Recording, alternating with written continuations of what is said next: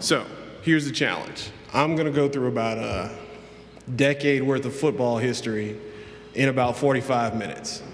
So I had a visual aid prepared so that I can help me keep time and you guys keep up. Most of the stuff that I'm gonna talk about is probably familiar to some of you, but many of these things may not be familiar to any of you, including some of the anecdotes about some of my favorite players in the National Football League. So let's start. I went through the presidential library earlier and I noticed there were a number of pictures of Teddy Roosevelt. What many people don't realize is how important Teddy Roosevelt is to football. He didn't play. Stories are that he was a very small child, and as a frail young man, he didn't have the ability to play this sport that required you to run into each other and knock each other out. But he became a real big fan of it because it showed how you had the ability to express your courage and prepare yourself for battle on the field, and he liked the strategy behind it. So his sophomore year at Harvard University, he got a chance to see one of the second intercollegiate games that were played in the college ranks in the United States of America.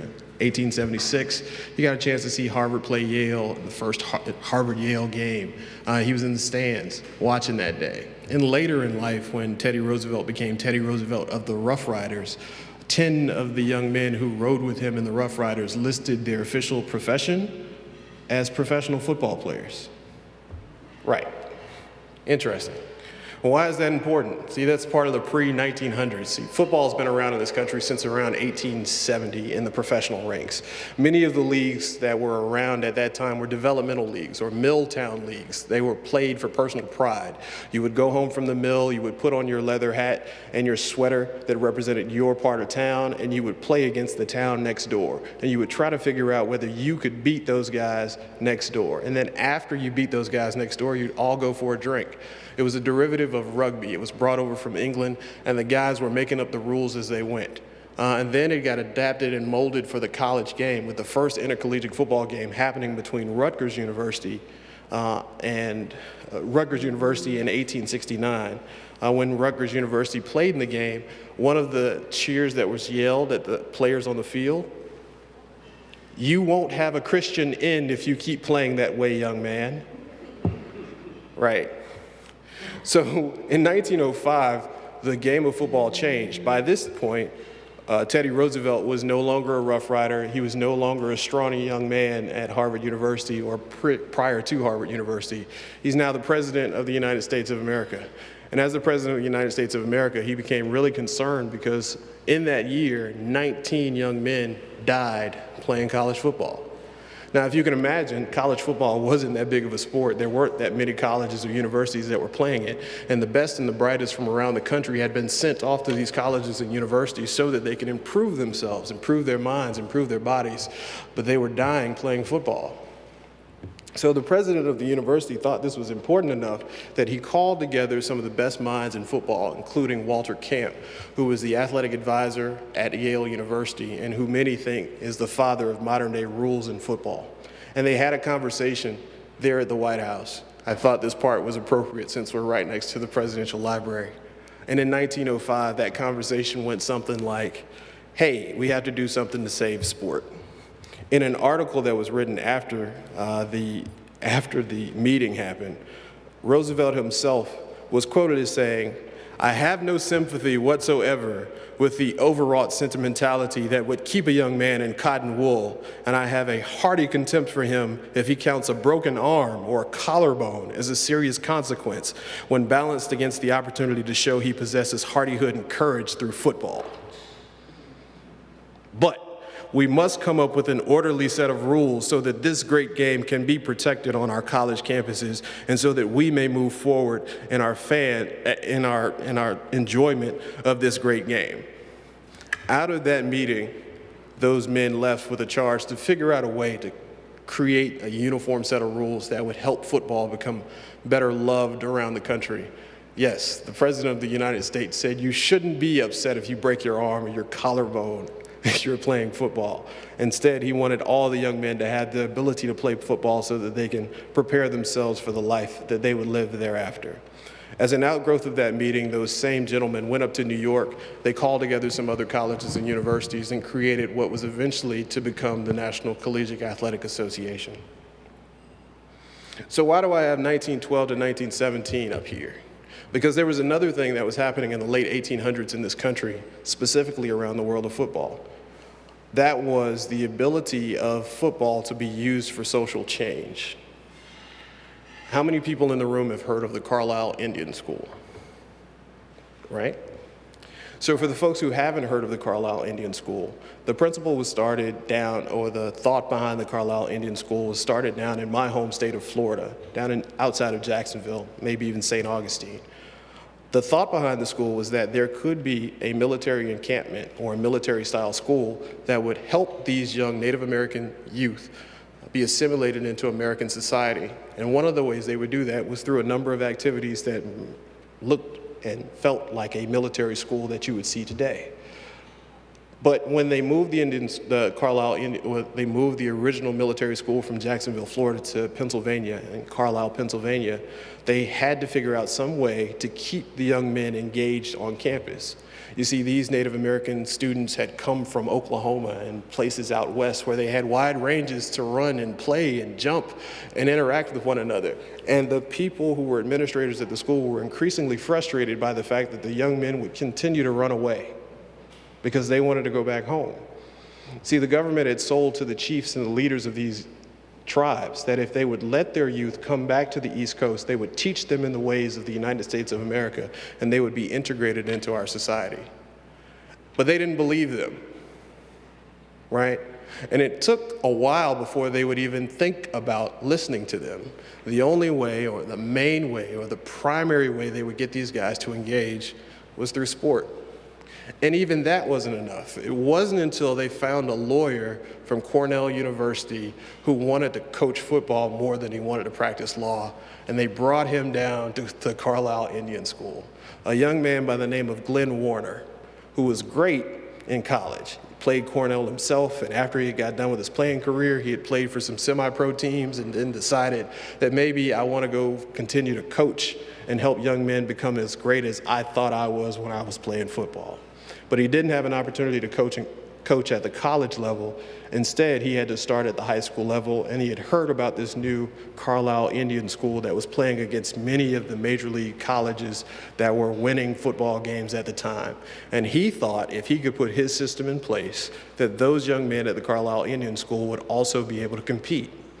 That man, Glenn Warner, would become known to many people around the country by his nickname, Pop. And one of the young men at the school gave him that nickname, Jim Thorpe. Jim Thorpe was very important to the history of football, not just at the Carlisle Indian School and not just through his relationship with Glenn Warner, but because Jim Thorpe would later become one of the deciding voices in the organization of the American Professional Football Association, which would come about 3 years after this when I flipped to the next slide. But back to the Carlisle Indian School. So, as I mentioned, this is one of the first interactions between government and football, one of those political footballs that had to do something. One of the biggest stories about the Carlisle Indian School was one of the games that they had against an Ivy League school at the New York Polo Grounds. The New York Polo Grounds was a very festive place, and playing against an Ivy League school with essentially a high school or a boarding school at the time meant that you were showing the world that these young men, these young Native Americans, had the ability to compete against some of the best and the brightest from the top families in the United States of America that were playing at this Ivy League school. And the news reports from the time, if you'll go back and read any of them, there's an interesting book by Sally Jenkins on the entire escapades out of the Carlisle Indian School, will show you that those young men competed against those colleges and they were very successful. Jim Thorpe left the Carlisle Indian School and went on to do a number of other things through not only the Olympics, but also becoming a professional baseball player, a professional basketball player, and most importantly for me, a professional football player. So, in the second quarter, we get to 1920. But before 1920, you had, as I mentioned before, Jim Thorpe, who was playing for the Canton Bulldogs. Jim Thorpe was a Native American. He was from the Oklahoma area, from parts out west. And once he got into a system that had him being very concentrated on playing sports, after he got past the fact that they took back his Olympic medals because they thought he was playing professional baseball at the same time he won Olympic medals in the decathlon, he decided to concentrate his energy on playing football. But he didn't think that he was just good enough to play for the Canton Bulldogs that was playing in a regional Ohio-based conference at the time. He thought, my team can beat anyone. So at a car dealership in Heptamobile, Ohio, he called together the owner of the team and the owners of several other teams in the area and said, perhaps we should create a national football league instead of these regional football conferences. Perhaps we should get out of this mill town environment and put together a business structure around the game of football that'll show the world how great this game is, and perhaps even recruit some of these players from college into the professional ranks. And as a result of that meeting, what was born? The American Professional Football Association, founded in 1920. So from 1920 and 1921, you have only 3 teams that remain in the National Football League.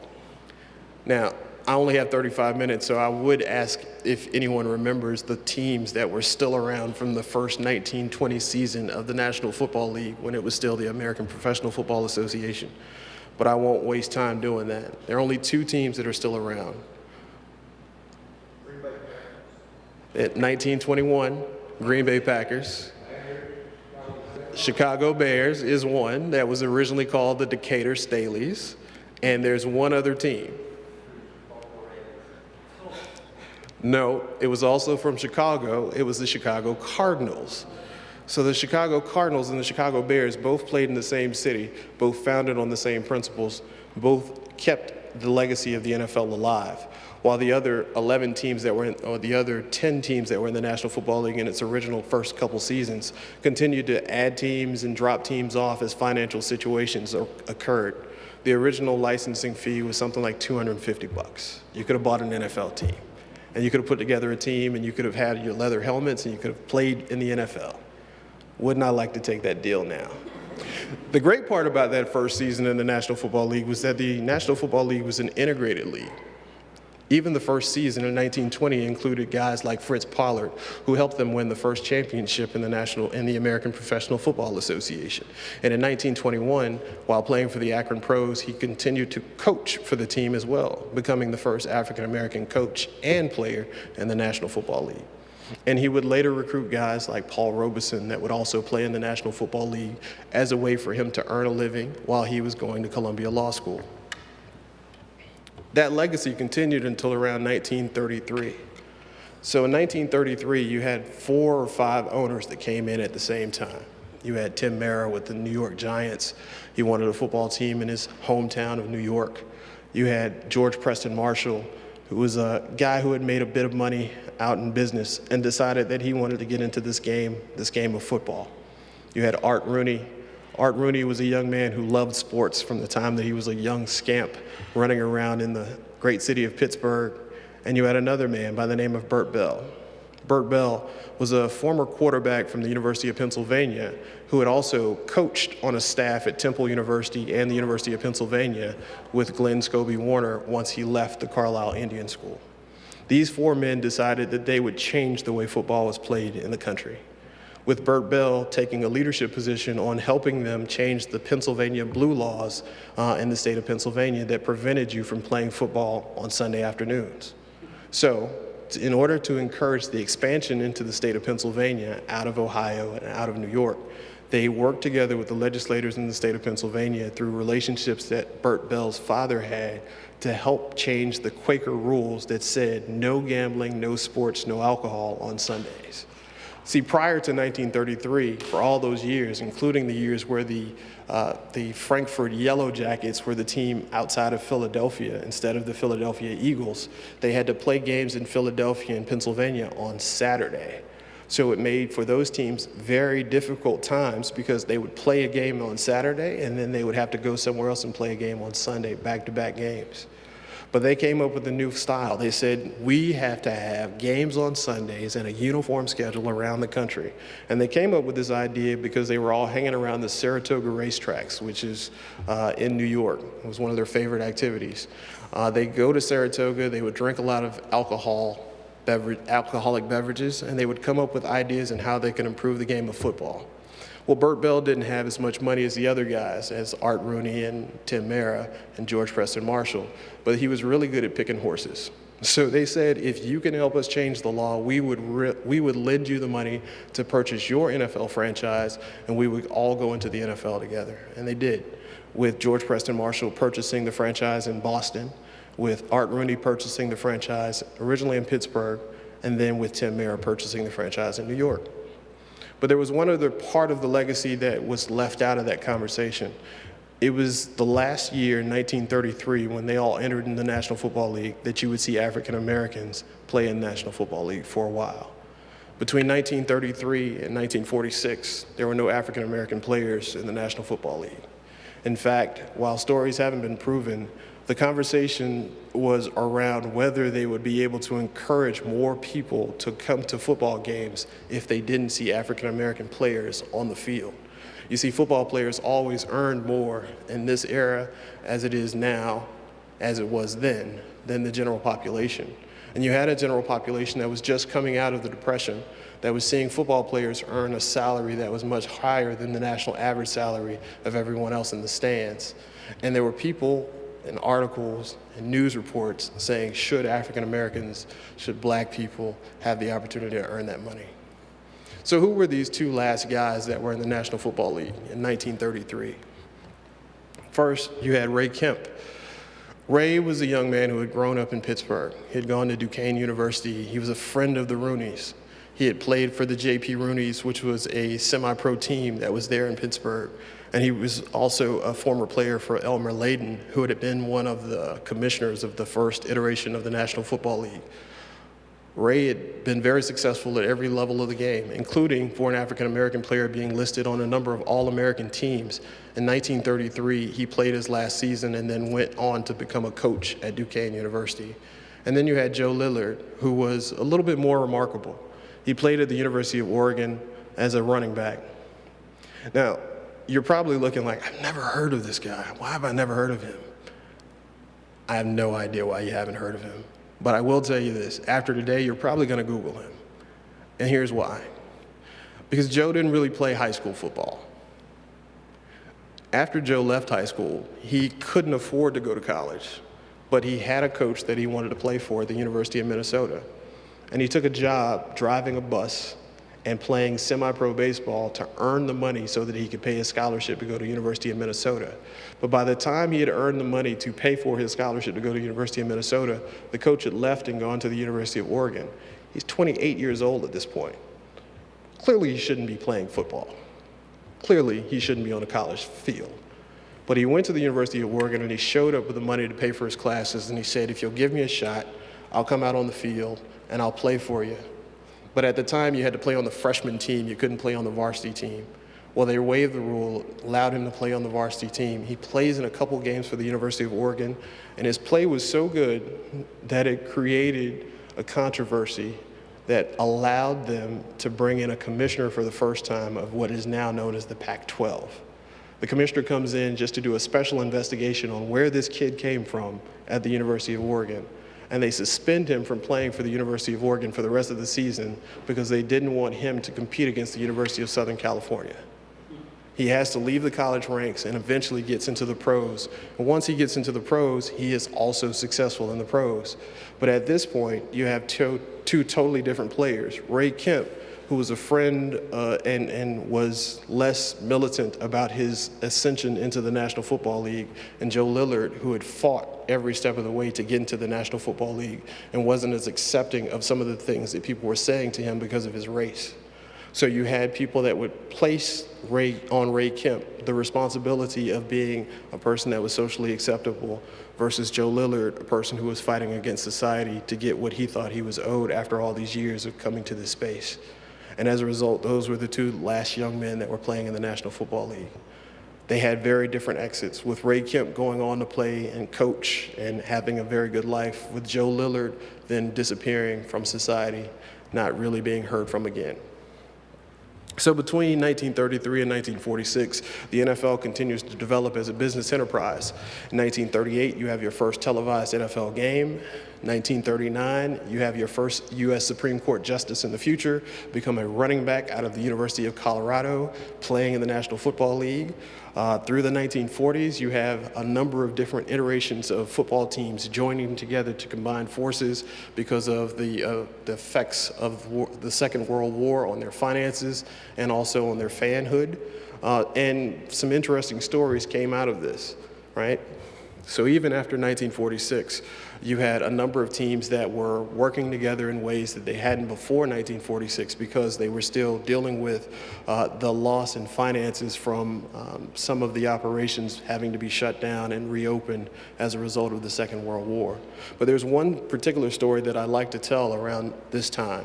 There was a guy that came into the National Football League in 1938, and he was probably the most important person that has ever played football in this country. I slowed down so that that statement could be extra dramatic. His name is Bill Radovich. Now, I know you guys all have like Bill Radovich posters on your wall and probably even have a Bill Radovich jersey somewhere in your neighborhood. I'm sure somebody has one. But there's a reason why Bill Radovich was the most important person that ever played football in the National Football League. He came out of the University of Southern California in 1938. Played for the Detroit Lions from 1938 until 1941 as an offensive lineman, weighing all of 198 pounds, 6 foot tall. After he played for his first 3-4 years of his NFL contract for the Detroit Lions and World War II broke out, Bill Radovich left his NFL career so that he could go serve in the military. He was a Navy man. He wanted to go serve his country. So for the next few years, he served in the military, in the Navy, from 1942 until approximately 1945. He comes back into the National Football League to play for the Detroit Lions. Well, around 1945, 1946, there was a big buzz saying that there was an NFL team that was going to relocate from Cleveland, the Cleveland Rams, to Los Angeles. Bill Radovich, from Los Angeles, wanted to move back home so that he could be closer to his family, including his father, who had been ill in the Los Angeles area. So he went to the management for the Detroit Lions. He said, "Hey, you know me, I'm Bill Radovich, most important player in the National Football League ever. I came in 1938, I played 4 years for you, I was an all-pro guy, I served the military, I went to the Navy, I fought in World War II. All I want from you now, I've played out my existing contract, don't option me for my option year. Allow me to go play for the Los Angeles Rams so that I can be closer to my family." And the ownership of the Detroit Lions said, "No. We want you to play for the Detroit Lions or you won't play in the National Football League, period." And he said, "Well, wait, I should have the option. I'm a player. I have talent. I'm really good. I have this great story that I want to tell, and I want to be close to my family as I'm finishing my NFL career." They said, "No. Can't happen." So Bill Radovich left the National Football League and tried to go play for the Los Angeles Dons, which were a team in the All-American Football Conference. And then once the Los Angeles Dons got wind of a message that was sent allegedly from the National Football League that any team that acquired the rights to Bill Radovich would then be blacklisted from the ability to sell their talents to the National Football League, they let him go. Bill Radovich was out of football. Bill Radovich had to go get a job at the Brown Derby, selling pie and waiting on tables in Los Angeles to support his family, including his father who was sick. One day when Bill Radovich was serving pie and coffee in the Brown Derby, a lawyer came in and said, "Hey, I know you. You're the most important player that ever played football." No, he didn't say that. But he did say, "I remember you. You're Bill Radovich from USC. I remember the stories about you leaving football to go fight in the war in the Navy in World War II, and you came back and you were still a good football player. Why are you here serving me in the Brown Derby instead of out there playing in the National Football League?" And Bill Radovich retold his story about how he had been blacklisted from football. Well, what Bill didn't know was that Joseph had just left the Department of Justice in their antitrust division. And what he didn't know was that Joseph would take his case, and that from 1949 until 1957, Bill Radovich would have an advocate that would fight all the way to the Supreme Court of the United States and eventually win the case, Bill Radovich versus the NFL. And in that case, it would finally be said that the NFL had discriminated against the rights of Bill Radovich and that they owed him quite a bit of money and salary for that discrimination. And while they would win the case, he would eventually settle and receive a payment that would help him live a much more comfortable life for the rest of his life. Bill Radovich would always be known as the most important player in the National Football League for one particular reason. Out of that case that went to the Supreme Court, you would find for the first time that the rules of antitrust law would apply to the National Football League. See, prior to this, the NFL was operating under the understanding that they would have the same antitrust exemptions that baseball would have. And that those antitrust exemptions, because football was a game similar to baseball, would apply to the business operations, the way that they would set up their schedule, and many of the operations that the NFL was doing at the time. But out of the case Bill Radovich versus the NFL said no. Many of the things you're doing, National Football League, also violate antitrust law. And if you continue to do them, we will continue to enforce antitrust laws against you, and you may be sued by more players for doing these things. The only way you can get around this is perhaps having a bargaining unit on the other side of the table. Well, wouldn't you know it, in 1956, just a year before this case was brought before the Supreme Court, a ragtag group of guys in both Cleveland, Ohio, and Green Bay had got together for what was called the Socks and Jocks campaign, and they founded the NFL Players Association, December of 1956. And the NFL looked around after they got the decision in the Bill Radovich versus the NFL case, and they said, well, perhaps if we negotiate with these guys over here, listen to their demands, maybe we can get out of additional scrutiny from the National Football League being before the Supreme Court of the United States. Bill Radovich, the most important man that you've never heard of in the National Football League. So I'll take a step back from 1956 and 57 and go back to 1946, which is where this page ends. Surely I said that in 1933 there were the last two guys that were African American that played in the National Football League. But we saw the return of African Americans to the National Football League as well. Remember, Bill Radovich wanted to play for the LA Rams? Well, the LA Rams didn't come into existence until 1946. And one of the things the LA Rams wanted to do was play in the LA Coliseum. And the LA Coliseum was built using public funds. But because the National Football League wasn't integrated, many of the people in Los Angeles, including some of the sports writers, including some of the politicians, decided that they could not move a National Football League team into a stadium that was built with public funds if they were practicing racial discrimination. So the National Football League looked around, including in the small area of Los Angeles, to see who is the best football player that I can find to help me bring a football team to the Los Angeles area that included an African-American player. They went no further than the campus of UCLA. And they said, hey, they had this great running back at UCLA that graduated back in like 1941. And this guy, I think he played baseball too, but he was a really great running back for UCLA.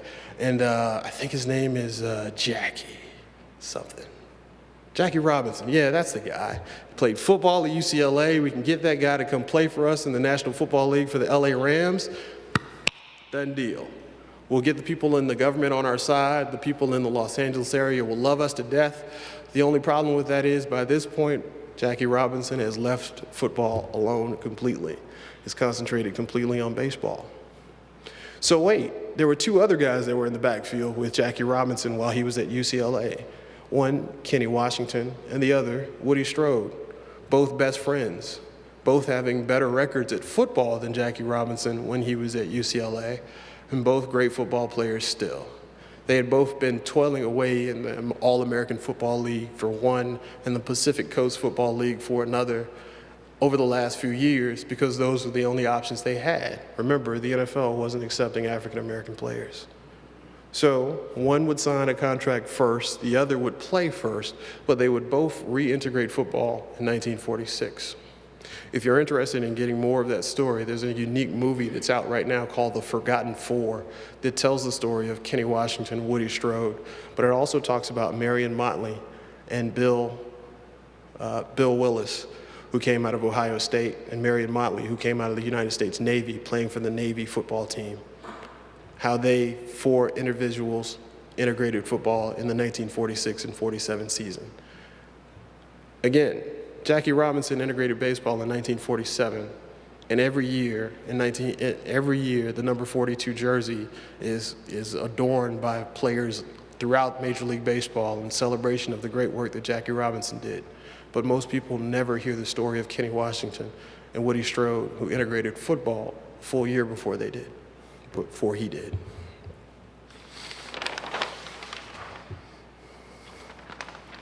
Okay. So we'll talk about the next third quarter. I forgot first quarter, second quarter, third quarter. 1961. So now you have a team in Los Angeles. You've gotten this case, Bill Radovich versus the NFL, that says you have to have a union on the other side. How can we grow the game of football? All these competing football leagues had never quite grown up enough to grow the game of football, and still an NFL-dominated environment. Well, in 1960, there were a few guys that wanted to buy NFL franchises but couldn't because the NFL guys didn't want to sell them to them. They said, I don't know you. I've been around the game of football since 1920 or 1921 or 1933.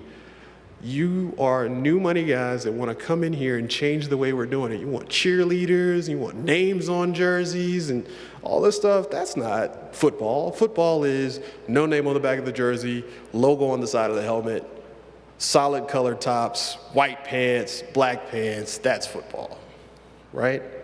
And so these billionaires out of Texas and oil guys that had a little bit of money in their pockets decided that they would invest their own funds in the creation of the American Football League.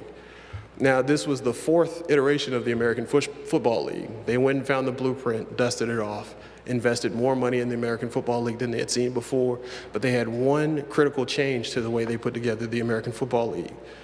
Something that was new than the other three iterations: television. So immediately when they created the American Football League, they negotiated a television contract that would allow their games to be broadcast over one of the smaller networks out of the big three at the time. And because of the revenue from the television contracts that they were able to negotiate, the American Football League was for the first time able to give the NFL a run for its money, including paying its players a much higher salary than the other NFL teams had been able to pay before then, or had been willing to pay before then. So, in 1961, the NFL, actually two steps back, 1958, the NFL had a great year. 1959, Burt Bell is the commissioner of the National Football League, coming off of the Bill Radovich versus the NFL loss before the Supreme Court. He goes to Congress to try to get an exemption from the antitrust laws, but one day while he's in a Philadelphia Eagles game, he is eating hot dogs in the stands, as he was known to do even as a commissioner. He liked to hang out with the regular people. The game got really exciting. He had a heart attack and died at the football game. So in 1960, they had to bring in a new commissioner. Well, the guy that they decided to bring in as their commissioner was a young man who had worked for the LA Rams back in the day as a PR guy. But they didn't want him on the first ballot. They didn't want him on the second ballot. In fact, the owners had to vote 26 times before he was voted in as the next commissioner of the National Football League. But Pete Rozelle would be his name, and he would come into the National Football League full of vim and vigor. And he would have an understanding of how the portrayal of the National Football League would be the most important thing to change the game going forward. And one of the ways he can control that portrayal of the National Football League was by negotiating contracts for NFL teams across the board as it related to their television contracts. See, prior to 1961, when Pete Rozelle came up with this idea, contracts were being negotiated individually by NFL teams. The average NFL team was making between $50,000 per year on their TV rights on the low end to $375,000 a year on the high end with the New York Giants. Pete Rozelle said, perhaps if we put together a package of all the NFL teams together so that it could be a contest that would be able to be witnessed across the nation and you would have dedicated programming, perhaps we can get more money out of these NFL contracts with these TV negotiations. But that would be illegal because we are negotiating collective contracts without an exemption from Congress. So we went to Congress and talked to them. This is the political part of the conversation. Congress then passes the Sports Broadcasting Act of 1961, and as a result of the Sports Broadcasting Act of 1961, those television contract rights went from, at the high end, $375,000 to approximately $1 million a year from 1962 forward. And in fact, since 1962, they've compounded annually at a rate of about 13%. So now NFL contract television rights worth about $4.5 billion per year. All based on one decision in 1961 to go for the Sports Broadcasting Act of 1961 and support the members of Congress that were supporting them. So, from 1961 until 1966, the NFL and the AFL continued to compete for talent. But what we saw on the player side of the table was a competing salary race. Right? Your big name players started getting big money contracts for the first time. Back in 1957, when I told you that the NFL Players Association finally came into the mix, they were looking for a $5,000 minimum salary. Well, in this period, between 1961 and 1966, we saw Joe Namath come into the National Football League and get a $427,000 contract, simply because there was competition for his talent for the first time. Now, that doesn't mean the AFL was making money. The AFL was doing well, and the AFL had negotiated television contracts, but the AFL was relying very heavily on the owner of the Kansas City Chiefs bankrolling the operations. In fact, his father said when asked, "Do you know how much money your son has put into the AFL?" He was given a number of somewhere close to almost $500 million at this point. This is around 1962 or 63. His dad laughed and said, well, given the amount of money I've put in his trust fund, he shouldn't be able to last any longer than 2035 at that rate. So, the NFL and the AFL continued to fight each other for most of the 60s until the late 60s happened. In 1966, the NFL finally saw a vision. They said, perhaps if we can get these guys with great business sense to adapt and move into our league and take the moniker of the National Football League across the board, perhaps we can go from a 14-team league to a 26-team league by absorbing their 12 teams and make even more money together. And what we can definitely ensure is we'll stop competing for talent, stop doing things like kidnapping players so that they don't sign with a competing team. Yes, that happened. Look up the story of Billy Cannon out of LSU in the 1960s. It's great stuff, but I don't have time to talk about it. So in 1966, there was this great conversation or great anecdote about what happened with the eventual amendment to the Sports Broadcasting Act of 1961. Also very political. So Pete Rozelle goes back to Congress and he says, hey, remember that Sports Broadcasting Act of 1961 that you passed for me so that I can get these TV contracts? Guess what? I need you to amend that slightly because I want to merge together with the only other business in my industry, and that too would be illegal. It would be the essence of Target merging with Walmart and saying, hey, should we do this so that we can make even more money? That would never happen. I am in Arkansas. 1966. So he goes to Congress and he has this conversation. And there are two guys that figure out that this is a way for us to make the best deal for our state. Those guys, Huey Long, senator from Louisiana, and Hale Boggs, congressman from New Orleans. They say, well, perhaps, why should we care about this since there's no football team in the New Orleans or Louisiana area? Maybe we should just not have a vote. Maybe we should not bring this to the floor. Well, Pete Rozelle catches wind that they're about to kill his amendment to the Sports Broadcasting Act of 1961 because Hale Boggs has taken jurisdiction of the bill of the amendment from the Judiciary Committee and brought it over to his committee and put it on a budget bill. He tacked on an amendment to the Sports Broadcasting Act to the budget bill, knowing full well that the budget bill would pass and that he had full jurisdiction over that bill. And as he was walking into the vote for his subcommittee, he had Pete Rozelle walking with him and said, well, before I go in for this vote, I just want to make sure that we're clear. The New Orleans area is getting a football team, right? And Pete Rozelle said, well, I'm only the commissioner of the National Football League. I can't promise you a team in the National Football League, but what we'll do is we'll work really hard to work with the other owners to get you a team. And the stories go that Hale Boggs immediately turned around on his heels and said, well, that's it, I'm canceling the vote, and walked off. And Pete Rozelle ran after him and said, I tell you what, I can't guarantee it, but I promise you I'm going to work really hard on it. Hale Boggs returns to the subcommittee room.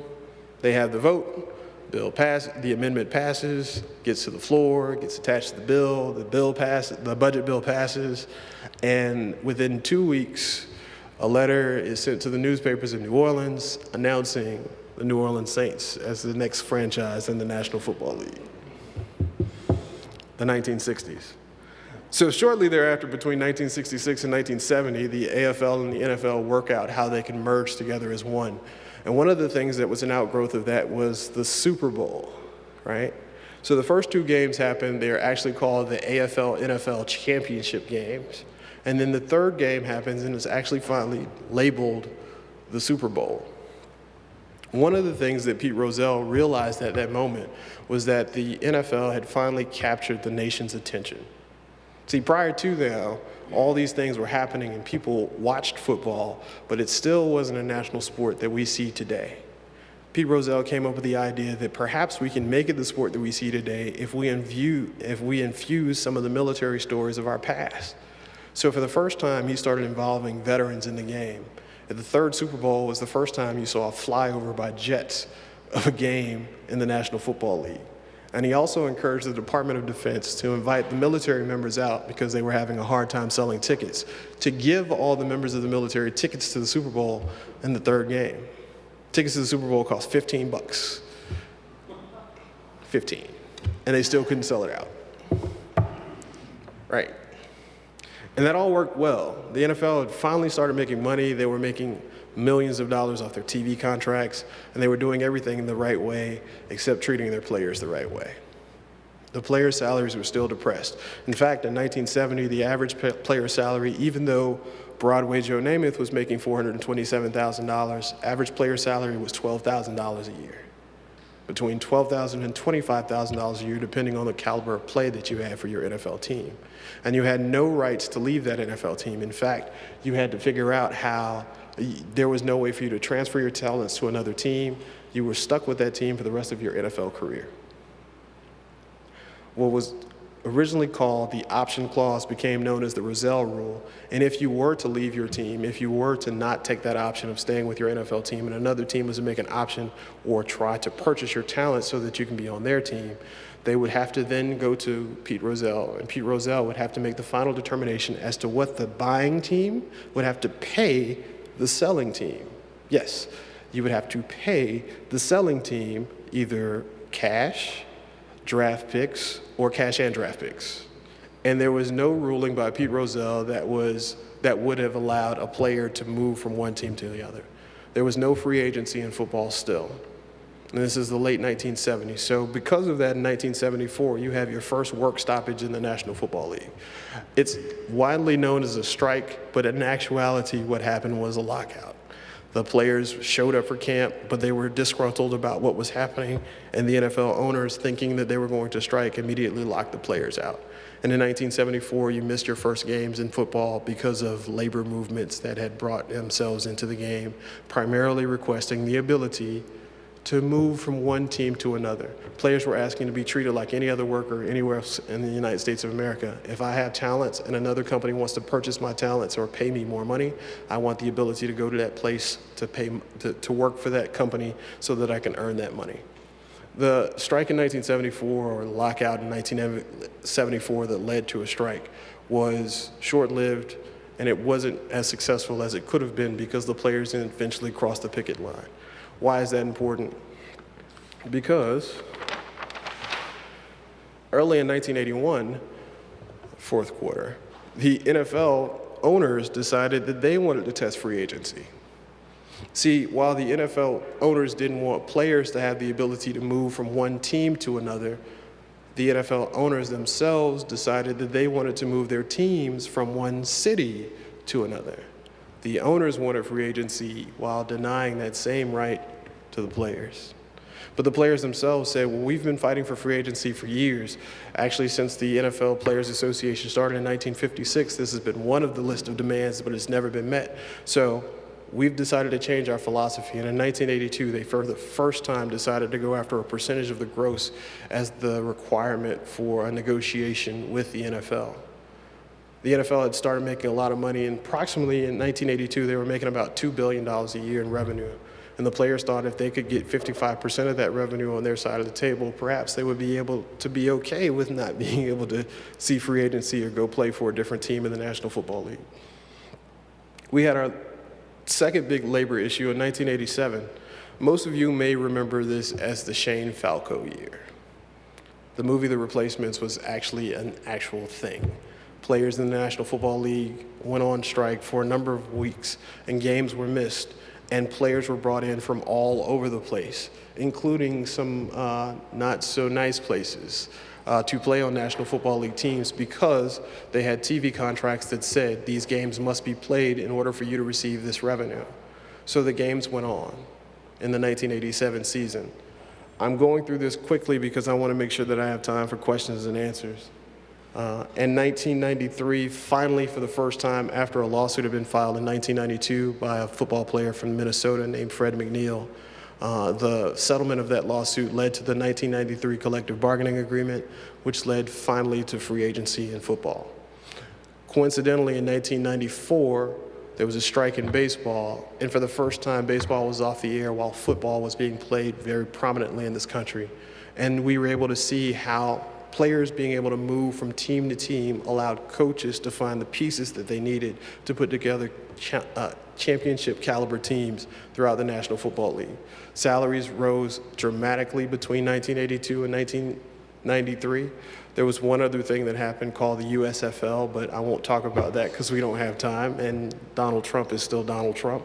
And then between 1993, 2001, and the present, we've had a number of issues that came up, including steroids, violence, and dealing with the future of football. Now, I'm sure I'll get some questions about that stuff, so I'll stop here and I'll defer if this is the time for question and answer. Thank you, Joe. Yes.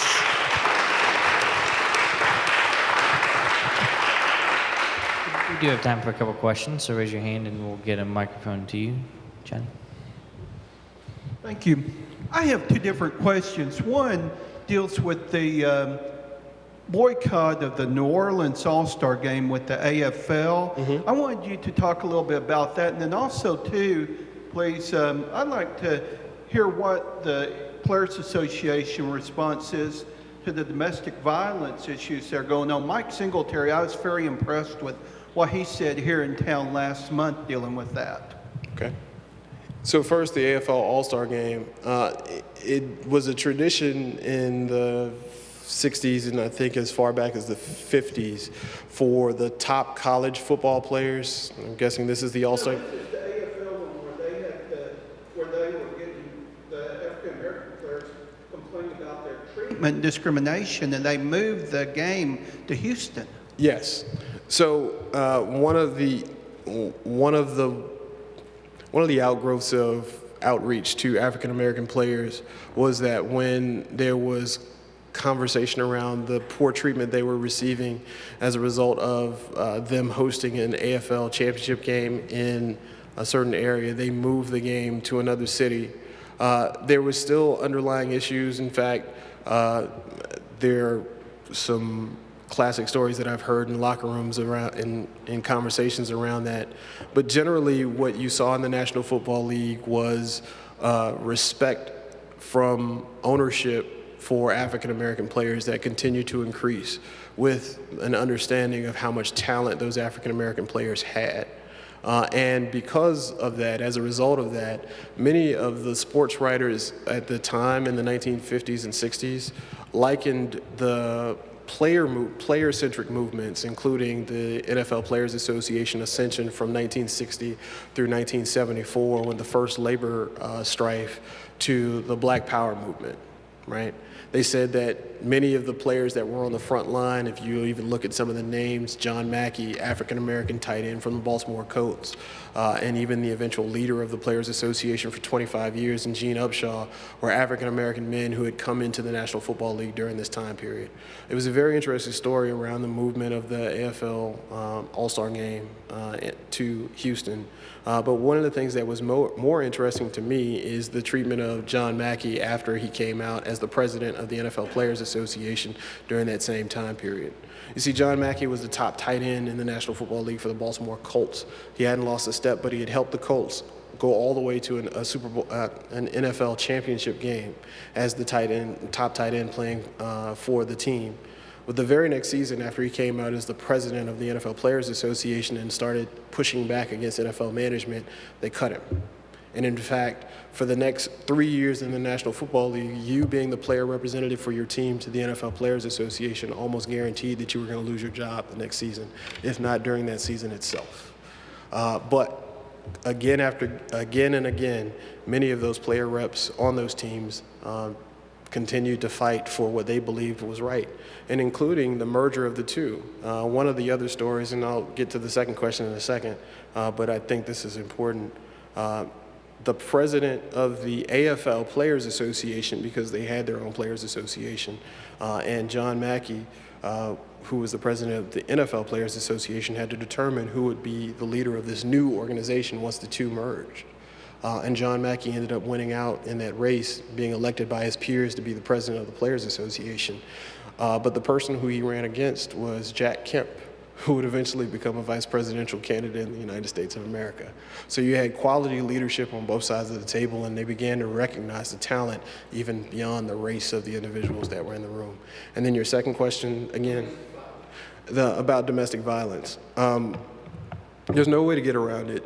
That domestic violence is a problem, not just in the National Football League, but across the country.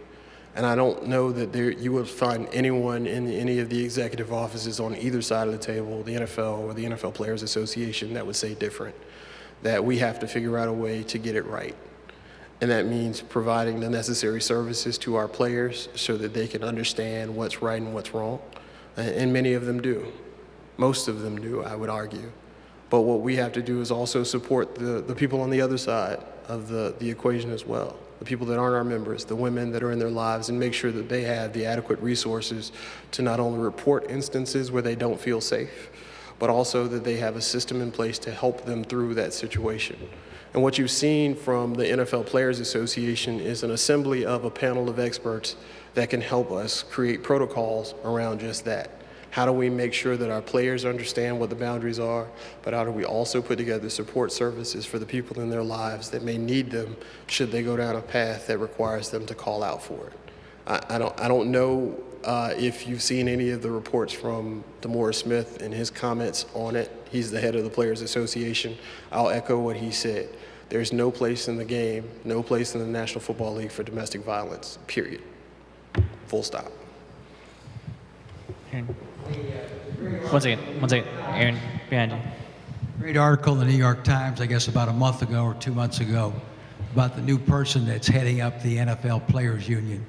Tell us a little bit about her, her background, and how the players have responded to her. So I think you're talking about Michelle Roberts, who's heading up the NBA Players Association. She has a great background as a former public defender in the Washington, D.C. area. We've had some interactions between the NBA, all the players associations. We deal with similar issues. We deal with players getting injured. We deal with working conditions and working rights. And also being in Washington, D.C., while it's a huge town, the lawyers that do this work, we all know each other.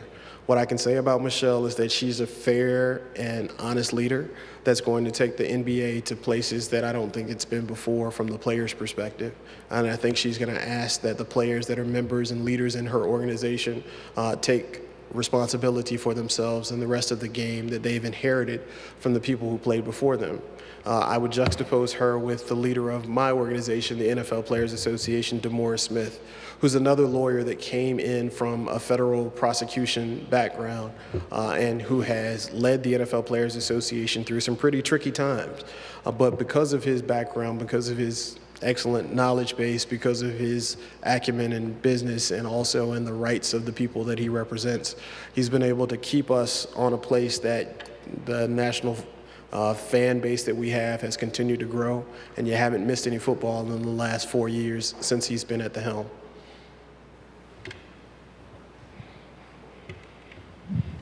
We saw the baseball go to Congress to settle an issue relating to steroids. Would you just say a little bit about professional sports the Rozelle issue? That was a contract idea. That seemed to be something that Congress could act on. But do you see professional sports looking more and more to Congress to settle issues so they don't have to do it themselves? Actually, I don't think so, especially in the context of performance-enhancing drugs. These are things that are best worked on between the two parties because they have a better understanding, and quite frankly, because members of Congress have much more important things that they could be doing with their time, right? And because we have experts on our side of the table that deal with these issues on a day-to-day basis, what we understand and what we've seen happen, and this kind of goes back to the domestic violence issue, what we've seen happen on the personal conduct side of our business is that the NFL has unilaterally imposed rules. What we've seen on the drug policy side of our business is that the two sides have worked together to come up with solutions on how we can not only deter the action that got the player there into that situation where they were subject to the drug policy, but help the player so that he doesn't return. And it's been very successful. We've been very successful in doing that. So I don't think that we'll go back to Congress for help on our drug issues in the National Football League, but I do think Congress will continue asking questions, and I think they should ask questions from time to time because the general public wants to know, and we'll answer those questions, and that's part of my job as Public Policy Counsel at the Players Association. Thank you for coming. My question, do you think that the teams, the professionals, will go back to Congress in light of some of the senators wanting to take their nonprofit exemption away from them? So I think differently on that than I do on the drug policy. On the drug policy issue, it's an insular issue that the Players Association and the NFL can work out and will work out. On the exemption from taxes that the NFL has had since 1942, that was also included in the reorganization in 1966, specifically codified. The NFL is a 501c6. That language was slipped in that Second Amendment as a part of that conversation with those folks from Louisiana. I think Congress has a role there. I think Congress has a role specifically because they have given someone power, and they should review that power to see if that power is still necessary and still appropriate. That's different than the drug policy because I think with the drug policy, what we've seen is what's best is deterrence and also figuring out a way to include clinicians in the conversation so the players can get better and not return.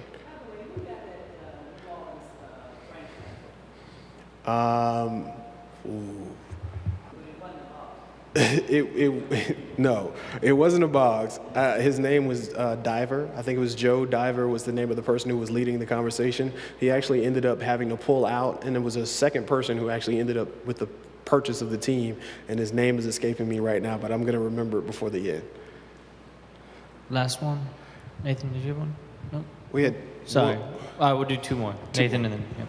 Not to repeat her question, but if there is a change in the nonprofit status of the NFL, what kind of effect will players feel from that change in status if that were to happen? Well, quite frankly, with the players, because the players in the NFL are business partners, and the revenue that we receive as a part of our salary on the player side of the table comes from revenue that's generated by the National Football League. If they, quite frankly, have to begin paying taxes on some of those revenues, then there would be less money in the pot, and we would potentially see less money in our salaries. the salaries for our players in the National Football League. Now, all of this is obviously hypothetical, and who's to say that they won't change their tax structure in another way? Other professional sports leagues have already walked away from their tax-exempt status, and they haven't really seen a major decrease in the salaries the players in those leagues have experienced as a result of that. So do I know that there will be an effect on our side of the table? I don't. We don't work for the National Football League, and they have great accountants that would probably figure out another way to get the same result. All right. What courses do you teach at Georgetown? I teach a sports business and finance class to graduate students in our sports industry management program, and I also teach the sports ethics course. And I'm also a capstone advisor and professor. So those are the three main courses that I teach and have taught in the past. I've been there now since 2008, so who knows? I teach whatever they ask me to, quite frankly. I think they may ask me to teach the sports law class next. I don't know. So whatever they tell me to teach at the beginning of the semester, that's what I teach all semester. Well, Joe, thank you so much for visiting us.